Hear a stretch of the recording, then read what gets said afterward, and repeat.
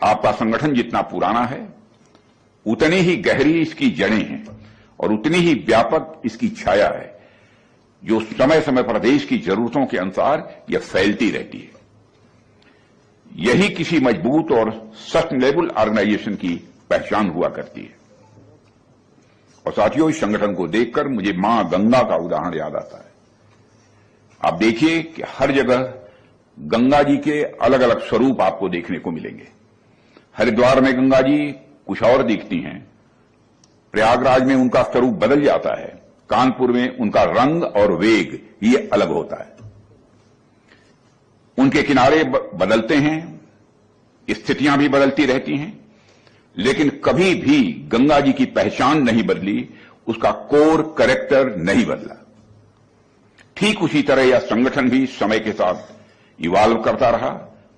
परिस्थितियां बदली, रोल्स बदले, रिस्पॉन्सिबिलिटीज बदली, नए चैलेंजेज आए, लेकिन इसका मूल स्वभाव वही रहा, discipline, service and unwavering commitment to the nation.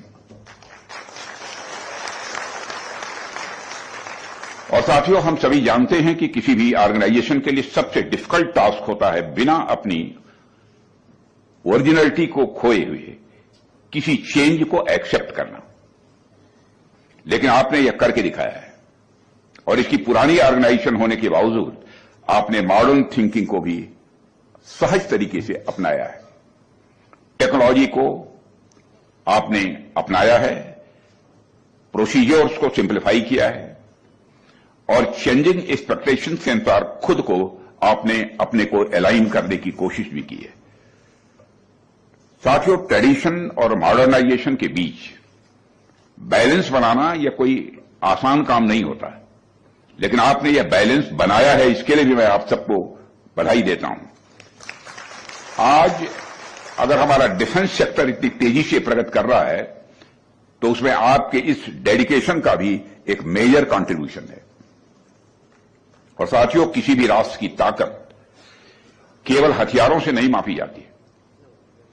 उसकी असली ताकत उसके सिस्टम, उसके एडमिनिस्ट्रेशन और उसके वैल्यूज में होती है। एडमिनिस्ट्रेशन अगर ईमानदार, ट्रांसपेरेंट और सेंसिटिव हो तो उस राष्ट्र की सबसे मजबूत ढाल बन जाता है। रक्षा संपदा संगठन इसी एडमिनिस्ट्रेटिव इथोस का